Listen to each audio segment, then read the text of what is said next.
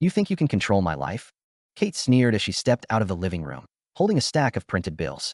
Her gaze cut through me like a blade that I set down my coffee cup, took a deep breath, and tried to keep my voice steady. Control? Kate, you know in your heart whether the choices you've made are right or wrong. Kate lifted her chin, a hint of provocation curling her lips. Right? And you think you're in a position to talk about right or wrong? Let me tell you, everything you've called a stable life all these years, it's just a comforting illusion you've created for yourself. A chill ran through me. What exactly are you saying? Behind my back with Mark? Kate didn't flinch. She sat down at the dining table, a trace of satisfaction in her eyes. Yes, Jason. With your brother. I froze. My fingers trembled slightly. Mark, my brother. I had grown up alongside him. He'd always been the golden child in our parents' eyes, and I had lived in his shadow. As a kid, I worked hard for praise, but it was always him they lauded for being smart and responsible. In our teens, I tried to compete quietly, but he always outshined me. But this crossed the line. It crossed the most basic boundary between brothers. You knew 3 weeks ago about the child I was supposed to be responsible for? You told him, but kept it from me. My voice was low, eyes sharp as knives. Kate smirked with contempt. You've always been on the side of what should be. 3 weeks ago, you thought you could be a father, but the truth is, you didn't matter. I clenched my jaw, chest tightening. Enough. You want me to stay the fool forever? Not this time. I'm not staying silent. The next day, I arrived early at my parents' house, preparing for the family gathering. I went through every screenshot on my phone. Kate and Mark's messages, their meeting plans, the way they mocked me, each one a dagger to my heart. I knew this time, I would make them tremble. Dinner began. I scanned the room. Mom was in the kitchen, wearing a puzzled smile. Dad sat at the table, solemn, Kate stiffly on the side, and Mark lounged on the sofa, sipping a beer, as if nothing had changed. I put down my fork and cleared my throat. Everyone, quiet for a moment. I have something to say. Kate frowned. Jason, what do you mean? I turned on my phone. The screen lit up. These are your conversation logs. I pointed at the screen and read out the details of their secret meetings and mocking messages. You planned to meet behind my back, laughing at me. Did you really think I would stay in the dark forever? Mark shot up, face red. You're humiliating me in front of everyone. Couldn't we handle this privately? I took a step closer, voice icy. Privately? You betrayed me for 3 months. There's no private anymore. No, this time the whole world will know the truth. Kate lunged forward. Jason, please.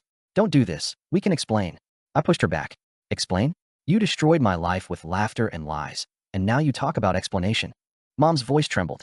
Children, calm down. I ignored her and continued reading the worst of it, each sentence a blade. You mocked my worry for the child, laughed at my trust, and called me foolish. Kate buried her face in her hands, sobbing, while Mark's arrogance turned into fury. He lunged at me, but I blocked him. Enough. Your game ends now. Dad rushed over and pulled us apart. Mom screamed. Mark wiped blood from his lip, still trying to argue, but I said coldly, you hurt me. Now, face the truth. That night, I returned to an empty house. My son was staying over at a friend's. Kate's messages kept flashing on my phone, but I ignored them. I had to focus on myself. No one would manipulate me again. Over the next few weeks, I threw myself into work and spent quality time with my son. Weekends were for building Legos, baking cookies, watching cartoons. Each moment reminded me that even if the world collapsed, there was warmth I could rely on. Meanwhile, I quietly gathered strength. Late nights at work, pitching creative ideas, slowly earning recognition. Mark and Kate's lives began to unravel. Mark got into drugs. Kate struggled to raise her child alone and faced financial strain. I watched silently, focused on my own path. Finally, the paternity test came back, 0%. I exhaled, relieved that I wouldn't bear that responsibility. Kate begged for my forgiveness, or for help, but I coldly refused. She had to face the consequences of her choices alone. That my life gradually stabilized. I was promoted to project manager, and my son was healthy and happy. Then I met Rachel. Kind, sincere, someone who treated both me and my son well. We walked together, cooked together, watched movies. The sense of security and happiness let me fully emerge from the shadow of past hurt. That I stayed alert, though.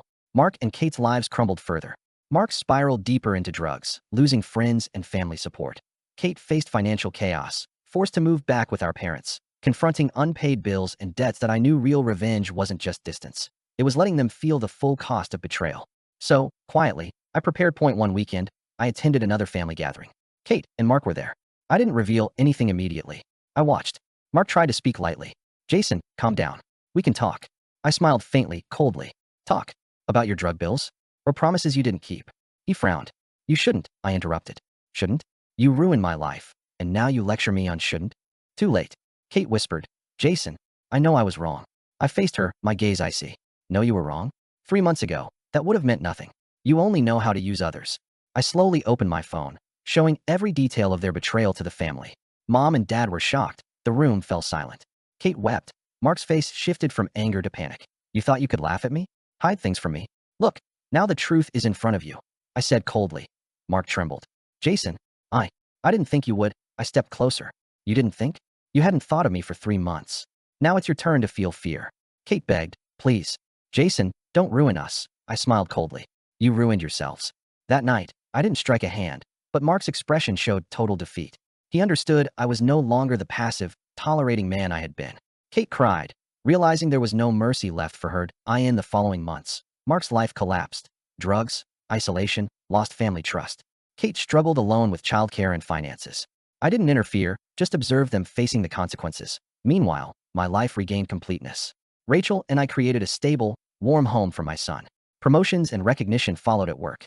My son's laughter and health became my true happiness. We went to parks, museums, short trips. I began to enjoy life again. Once, Kate showed up at my door, crying for help. I looked at her pale, exhausted face. Jason, I don't know what to do. I looked at her coldly. Do what? I told you. Your choices, your consequences. Tears streamed down her face. But, the child, I shook my head. He's not mine. My responsibility ends here. You must face what you've done. She knelt, begging, please save me. I remained unmoved. No, you must learn to bear your own burden. At that moment, I realized I had truly freed myself from the shadows of the past.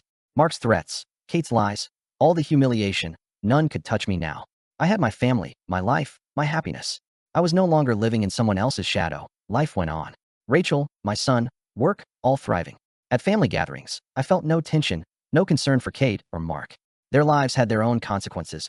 I was finally freed and I learned how to stand firm in betrayal, rise under pressure, and exact justice calmly. True victory isn't fists and anger. It's stability, resilience, and wisdom, letting betrayers reap what they sow while I live better. From then on, I knew that whatever the future holds, I could protect myself and my family.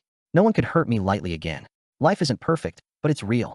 It's mine, and mine alone, shared with those I love.